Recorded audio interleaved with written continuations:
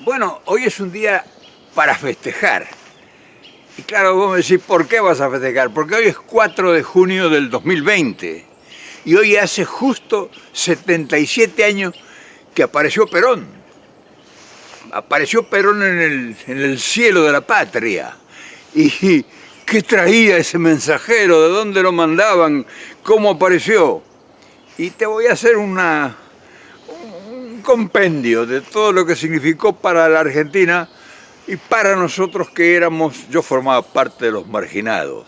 El día, la primera vez que escuché la voz que decía Perón, yo estaba en sexto grado, tenía 13 años, estaba en mi pueblo, en mi escuelita, la escuela número 27 de Moquegua, y ahí escuché que había habido una revolución, que las Fuerzas Armadas se habían levantado y que había aparecido un movimiento que traía una nueva opción, que traía una patria nueva.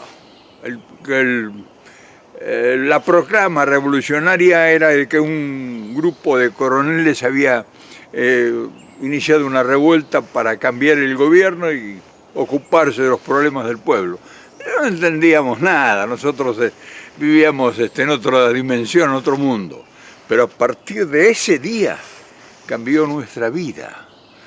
Y quizá a lo mejor te interese conocer qué pasó, por qué hoy es 77 años de ese acontecimiento. Y lo más lindo de todo es que yo soy un protagonista de esos tiempos y te lo puedo contar en primera persona. Quizá vos lo has leído y tengas alguna referencia porque es muy posible que hayas leído la crónica de todo lo que pasó. Yo la viví todo ese proceso histórico. Y ese proceso histórico tiene una cantidad de cosas que para mucha gente es desconocida.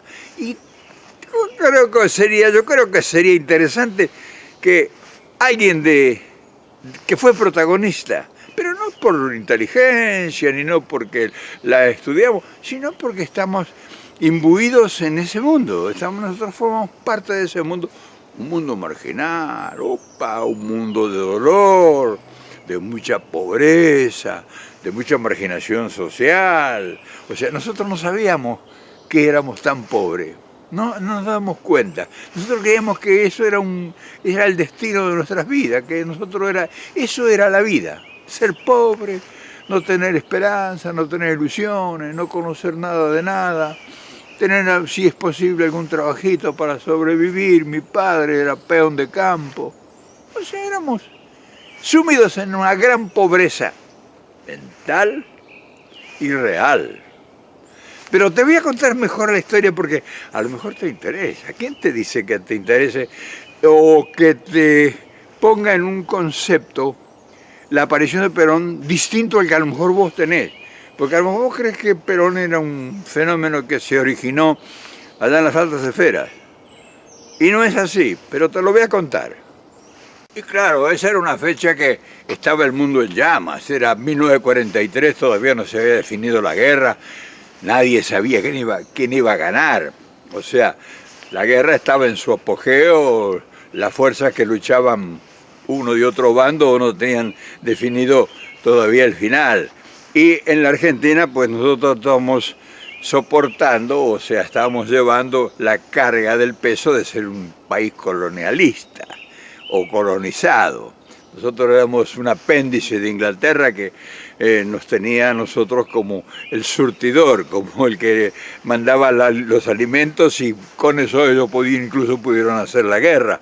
Mucho de lo que nos partió de nuestras tierras, de nuestras subérrimas tierras, alimentó los ejércitos de Europa y las invasiones y todo eso. O sea, nosotros no sabíamos que estábamos participando indirectamente en la guerra porque estamos nosotros alimentando a los soldados de esa guerra. Pero bueno, esa es otra historia. La Argentina se debatía quizás si hubiera sido otra época no se hubiera permitido eso. De todas maneras se inició a partir del 4 de junio una lucha terrible y feroz porque se levantaba una nueva conciencia, se rebelaba un pueblo que era la que mantenía a los imperios. Nosotros éramos el patio trasero del mundo, por eso éramos El granero del mundo, claro, todo el mundo comía a partir de lo que sembraba nuestro campo, de lo que nosotros cosechábamos con las manos ensangrentadas, con el rigor del frío, del calor, por un precio miserable que nos compraban las horas de nuestro trabajo. O sea, mi padre ganaba $1 por día, no alcanzaba para nada. Si mi madre no hubiera creado gallina y hubiera hecho su quinta en la parte de atrás del terreno, nosotros no hubiéramos podido vivir con dignidad, por lo menos mantenernos. Pero bueno, esa historia empieza ese día, nuestra historia contemporánea, que muchos la ignoran, pero que a veces es bueno traerla a la palestra para que muchos distraídos sepan de dónde provenimos y por qué estas luchas. O sea, la lucha siempre, a pesar de 70 y tantos años que inició la lucha, todavía no ha terminado. Al contrario, ahora está más enconada que nunca, porque ahora nosotros sabemos que nos tenemos que defender, que en aquel entonces ni siquiera eso sabíamos. Olvídate de la ignorancia, la cultura, la marginación, la pobreza y todas esas desgracias que nos azotaban, como ha vuelto a azotarnos ahora. En fin, es un tema bastante espinoso tocarlo porque te puede salir del carril en cualquier momento. Pero ¿quién era este militar pintón que se sonreía igual que Gardel, que se peinaba liso y que tenía una expresión dinámica donde te sentías incorporado de inmediato con su sonrisa porque era atractivo? Y hablaba tan bonito, nos enseñó un nuevo diccionario, aprendimos palabras que nunca habíamos oído. Hablar de oligarquía, de justicia social, de cosas que eran nuevos, que añadimos a nuestro diccionario que nunca habíamos escuchado. Y hablaba de igualdad, y hablaba de trabajo y producción, y hablaba de dignificar al pueblo, de proteger a los niños, los únicos privilegiados. Escuchamos una cantidad de palabras y adjetivos que protección a los ancianos, cuidado a la niñez, justicia social, en fin. Nos traía un canto de esperanza, una cosa que nunca habíamos oído, y lo más importante es que nos incorporaba a nosotros, o sea, que nosotros pasamos a ser protagonistas, de ser prácticamente esclavos, pasamos a ser protagonistas, pero para generar grandeza, riqueza, o sea, para superarnos.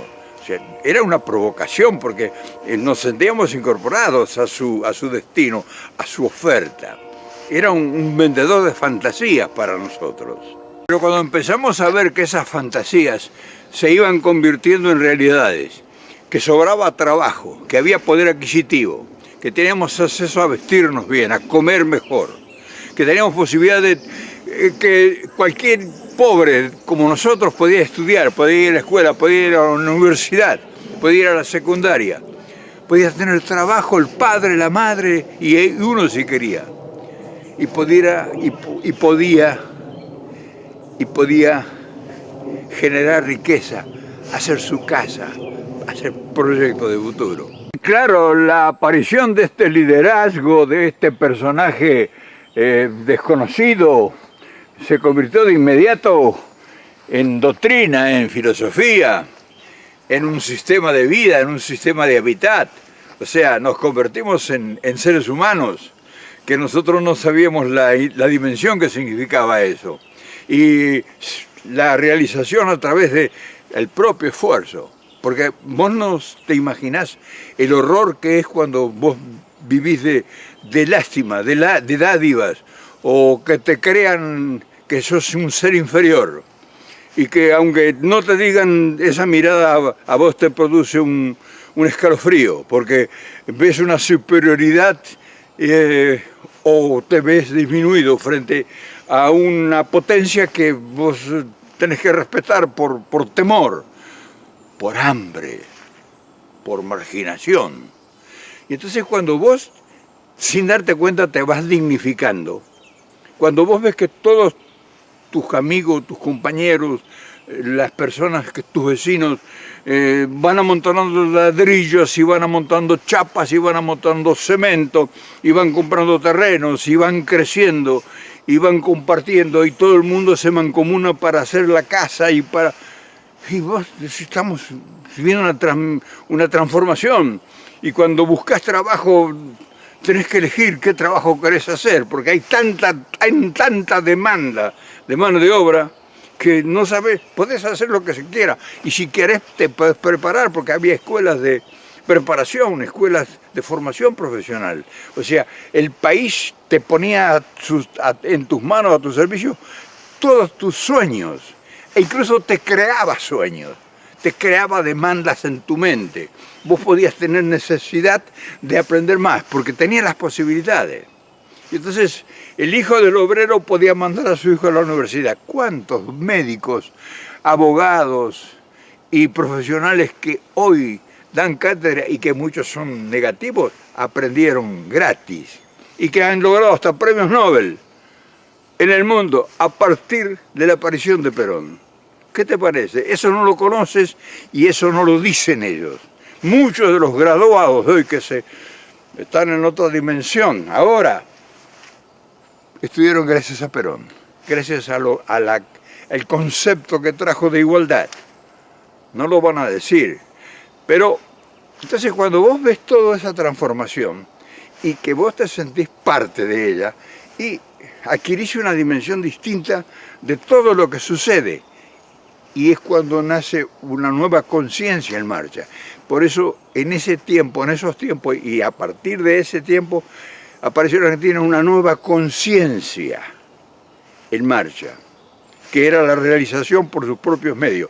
O sea, nosotros no necesitábamos consultar con nadie para crecer, para invertir, para proyectar el país. O sea, no necesitamos el beneplácito de ninguna potencia económica ni financiera en ningún aspecto.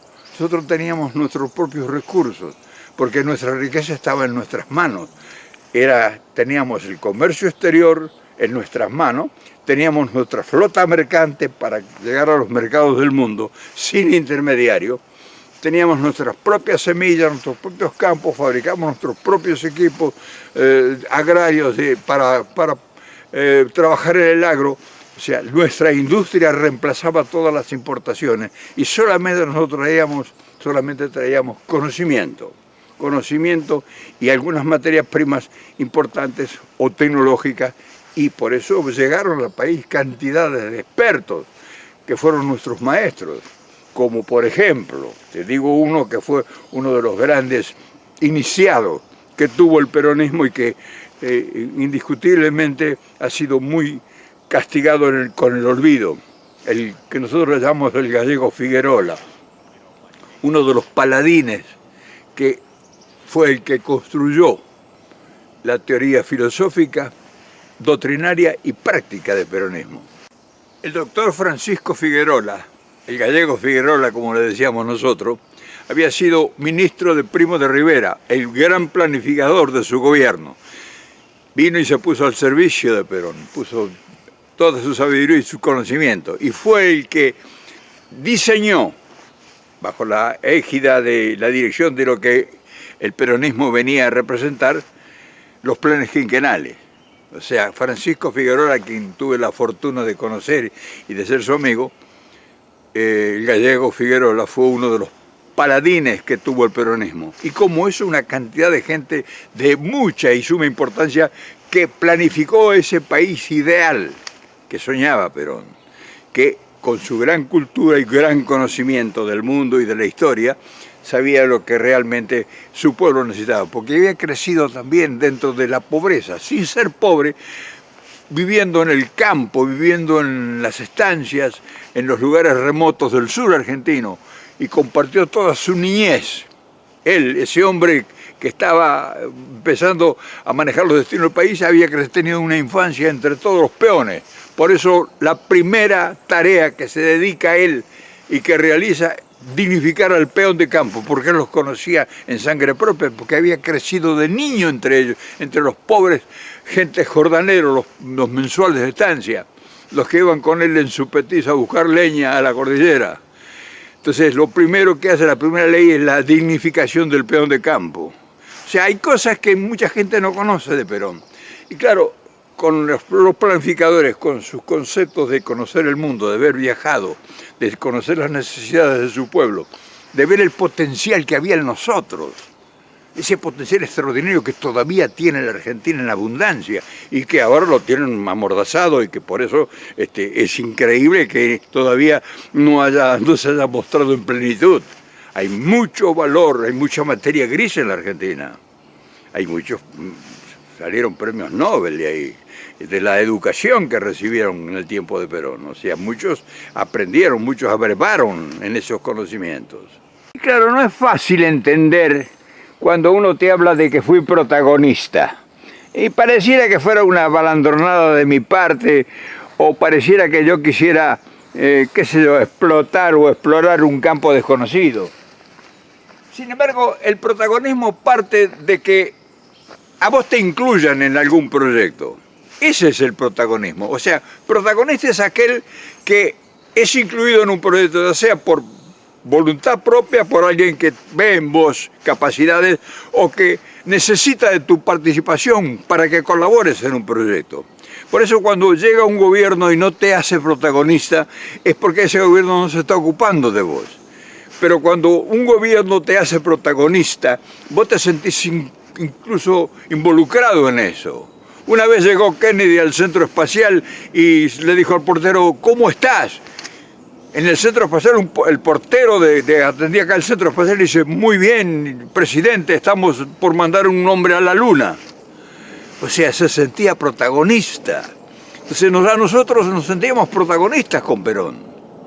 Y quienes lo conocimos y quienes lo tratamos y quienes intimamos con él, nos comprobamos fehacientemente que tenía ese ángel, como dice Seolio de Samuel, ese ángel maravilloso de que te sentís hermanado a él. O sea, no era un extraño, pero él era un tipo, era un muchacho argentino, era igual que nosotros, por eso su grandeza. Pero claro, como todo gran avenimiento, produce suspicacias, reacciones, o sea, hay alguien que se siente afectado, aunque no está afectado porque los ricos, los empresarios, los que vinieron, los que pusieron negocios, se enriquecieron todos. O sea, no es que fueron afectados por el peronismo, al contrario, generó una gran riqueza en la base estructural de la sociedad y en la parte alta. El empresario argentino floreció con los emprendimientos que inició porque el gobierno los financiaba, o sea, había un crédito del banco hipotecario o del banco de la industria, el banco industrial. O sea, tenías un proyecto, ibas al gobierno y te financiaba la iniciativa. Por eso florecieron grandes emprendimientos, grandes empresas privadas y del Estado. O sea, el crecimiento fue homogéneo y balanceado, no es que creció un sector de la economía y el otro se empobreció. Al contrario, se produjo el gran advenimiento de una fuerza que motorizaba todos los sectores de la sociedad. Incluso era acompañado por la educación, por la parte cultural y por todas las fuerzas activas que realmente se incorporaron. Incluso mucha gente de la oposición pasó al peronismo, porque entendieron que ese era el proyecto que ellos tenían. Gran parte del radicalismo y de los conservadores se volcó con el peronismo y muchos fueron grandes protagonistas junto a Perón de esos proyectos extraordinarios que el país realizó. Ese sistema y esos procedimientos de concebir un gobierno apoyado en la potencialidad de su pueblo abrió las puertas inmensas para el crecimiento de la industria liviana. O sea, nosotros reemplazamos casi el 90% de las importaciones de lo que se producía en la industria liviana. Simultáneamente se estaban creando las condiciones para montar una gran industria pesada. Por eso la planificación de las grandes hidroeléctricas, como Yacyretá, Salto Grande, en fin, todas esas grandes hidroeléctricas fueron planeadas por Perón. Planificadas, incluso puestas en funcionamiento, las centrales atómicas, todo eso para que junto con Somisa, que era la empresa digamos, de la protección, la fabricación del acero, los altos hornos que estaban en Jujuy, en Zapla, se estaba planificando la gran industria pesada del futuro. O sea, nosotros estábamos planificando ser una potencia. Como teníamos recursos económicos, porque no teníamos deuda externa, ni estamos sometidos a ninguna bicicleta financiera en el mundo, nosotros teníamos capacidad operativa. Y como los mercados de todo lo que nosotros producíamos eran manejados desde el Estado, Entonces nosotros no teníamos ningún problema porque incluso nosotros no necesitamos manejar y operar con una divisa extranjera, nosotros utilizamos muchísimo tiempo el intercambio. Le mandamos productos de materia prima a Europa y nos mandaba barcos, por ejemplo, excepto que algunos ya empezábamos nosotros a fabricar. Empezamos a fabricar barcos, locomotoras, maquinaria, aviones, hasta fabricamos aviones a reacción, o sea que teníamos un proyecto de país extraordinario, pero fundamentalmente, y en ningún momento se cuidó eso, el pueblo era el protagonista. Por eso yo cuando te digo que éramos nosotros protagonistas, no te estoy mintiendo. Claro, todo eso produce en el mundo que ya había terminado la guerra, produce una reacción, o sea, termina la guerra en el 45 y claro, si bien es cierto el mundo demandaba comida y alimentos, también el mundo estaba preparándose para una próxima guerra. Por lo tanto, todo esto que te estoy contando pasó a formar parte de nuestro común vivir. Nosotros disfrutábamos sin darnos cuenta de la importancia que tenía y el cambio que se estaba produciendo mientras nosotros cada día estábamos mejor. Cada día el país era más floreciente, cada día había, imagínate, hasta nos hacíamos trajes de medida. Yo tenía 18 años y me hice un traje de medida. ¿Te imaginas ir al sastre y hacerse un traje de medida? Me hacía hacer los zapatos. O sea, ganábamos dinero porque lo que te pusieras a hacer te producía riqueza, te producía bienestar. Y tenías acceso a la vivienda, o sea que podías hacerte la casa, no había ningún inconveniente de que vos obtuvieras un crédito del gobierno a 30 años para hacer tu casa. ¿Y cuál era tu garantía? Tu trabajo, nada más. O sea que vivimos en un mundo que no tuvimos la virtud de entender lo que estaba sucediendo. Y eso despertó en el mundo un antagonismo terrible porque nos vieron como una potencia que imprevista. Nosotros éramos una potencia que de seguir 10 o 15 años más nos hubiéramos convertido en lo que hoy es Canadá o que es Australia, en fin. Y ahí vino el zarpazo que dura hasta nuestros días. O sea, el zarpazo del 55 sobre la democracia argentina y sobre nuestro pueblo no nos hemos podido sacudir de ese yugo todavía. Por eso es que cuando alguien te explica las cosas de lo que sucedió, por qué sucedió, y todo esto que se inicia el 4 de junio de 1943, hace que uno pueda rever con una claridad meridiana cuando todavía está vivo y lo podés contar. Y a mí no me asiste ningún beneficio, o sea, yo lo estoy cobrando por contarte esto. Sí nos beneficiamos, porque yo vi reír a mis padres, que no los había visto reír nunca a los viejos. Los vi disfrutar con alegría, comerse un asado, tomarse un litro de vino, disfrutar con la familia, porque eran reuniones de alegría. Así como la gente se paraba en los barrios, cortaba las calles en las noches y hacía una fiesta. Hacían los asaltos, que se les llamaban en ese tiempo, cortaban una calle o dos y se reunía todo el barrio y venía gente de otros barrios para festejar. Se festejaba el Día del Trabajo, se elegía reina del trabajo. Mirá ahora, dice, ¿sabe cuándo es el 1 de mayo? En fin, yo hoy, a 77 años de esta epopeya, esta maravillosa increíble grandeza que disfrutó nuestra patria, quería enviarle un recuerdo a todos esos que hicieron posible esto, a todos esos espíritus, esas almas que andarán todavía por ahí en lontananzas buscando una explicación. No puede ser que hayamos caído nosotros en lo que estamos, habiendo sido portadores de tanta grandeza y de tanta bendición de las alturas, porque la única explicación era que tenías trabajo, tenías paz, tenías armonía, tenías familia, estaban tus hijos contigo, estaba la patria creciendo junto a vos y vos junto a la patria. Y eso es una fortuna que lo tengo atesorada en mi corazón, en mis sentimientos y que lo debo en mis pupilas, porque lo vi hacer, porque vi las chimeneas, porque vi los miles de obreros saliendo de fábrica, porque vi la riqueza, porque tenía plata en mis bolsillos producto del trabajo.